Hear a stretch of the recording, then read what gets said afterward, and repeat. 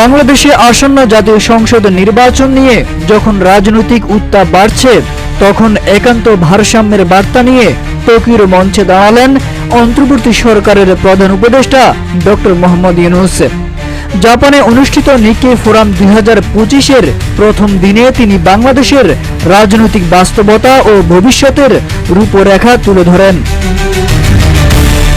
Doctor Yunus বলেন, সব দল নয়, বাংলাদেশে কেবল একটি দলই ডিসেম্বরে নির্বাচন চায়। নির্বাচনের সময়সূচি নিয়ে প্রশ্নের উত্তরে ডক্টর ইউনূস বলেন, আমার কোনো রাজনৈতিক বাসনা নেই, আমি দায়িত্বে এসেছি ন্যায় বিচার প্রতিষ্ঠার তাগিদে।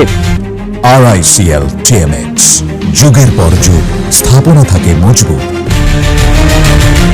তার আশাটা আকস্মিক নয়, ইতিহাসের প্রয়োজনে জানিয়ে ডক্টর ইউনূস বলেন, নির্বাচিত রাজনৈতিক দলের কাছেই আমি ক্ষমতা হস্তান্তর করব।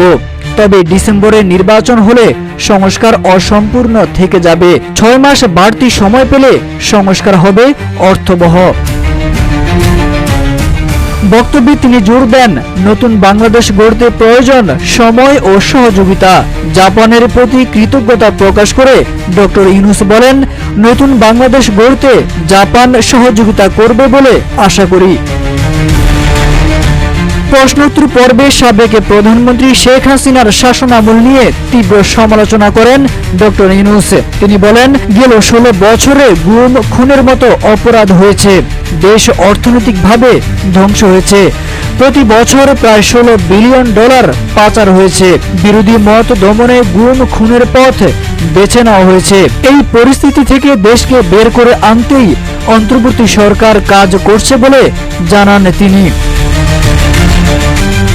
একদিকে রাজনৈতিক চাপ, অন্যদিকে জাতীয় পুনর্গঠনের দাবি। প্রশ্ন রয়ে যায়, এই নির্বাচন তবে কার জন্য?